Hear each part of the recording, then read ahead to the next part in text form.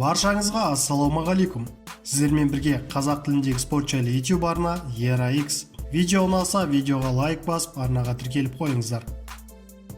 Менің кінәм жоқ. Жеңіліп көрмеген қазақстандық боксшы Садриддин Ахмедов рингке неге ұзақ уақыт шықпағанын түсіндірді.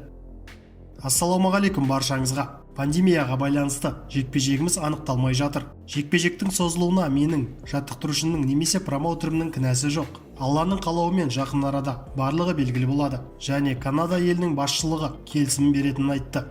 Қазақ елінің көк байрағын желбірету үшін барымды салып, қазақтың кім екенін дәлелдеуге толық қызуғанды жаттығу үстіндемін деп жазды Садриддин Ахмедов. Еске салайық, Ахмедов WBC тұжырымы бойынша жастар арасындағы әлем чемпионы. Ол рингке желтоқсанда Канадада шығуды жоспарлаған болатын. Бірақ бокс кеші Квебек провинциясындағы карантиндік шараларға байланысты өтпей қалды. Қазақстандық боксшы 2019 жылдың соңынан бері жекпе-жек өткізген жоқ.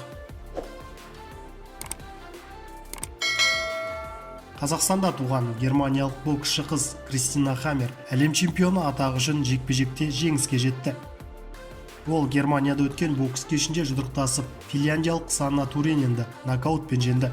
Осылайша Хаммер кәсіпқой мансабындағы 26-шы жеңісіне қол жеткізді және қайтадан екінші орта салмақтағы әлем чемпионы атанды. Ол WBC және IBF белбеулерін иеленді. Туринен болса, кәсіпқой рингтегі 4-ші жеңілісіне ұшырады. Еске салайық, бұған дейін Кристина Хаммер WBC және WBO чемпионы болған еді. Бірақ ол былтыр америкалық Кларесса Шилдстен жеңіліп, белбеулерінен айырылған болатын. Головкин жоқ, Канелоның бапкері келесі қарсыластарын атады. Мексикалық боксшы Сауль Альварестің жаттықтырушысы әрі менеджері Эдди Рейноса өз шәкіртінің алдағы жоспарларымен бөлісті.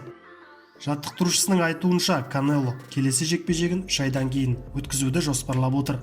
Қарсыласы не WBO чемпионы Билли Джо Сондерс немесе IBF чемпионы Калеб Плант болуы мүмкін. Біз келесі жекпе-жекті 3 айдан кейін Мексикада өткізуді жоспарлап отырмыз.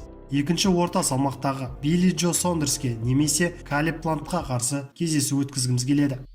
Оның Смитке қарсы жекпе-жекте көрсеткен өнеріне өте ризамын. Бәрінен бұрын жеңіске жеткенімізге қуаныштымын.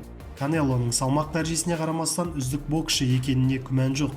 Ол мансабын аяқтаған кезде бокс тарихындағы ең үздіктердің бірі ретінде тарихта қалады дейді Рейноса берген сұхбатында. Айта кетейік, Альварес кеше жеңілмеген британиялық боксшы Калум Смитті жеңіп, екінші орта салмақта WBC және WBA титулының иегері атанды.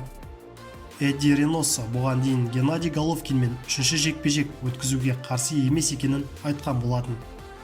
Канело қазақстандық боксшы Головкиннің бітіспес қарсыласы.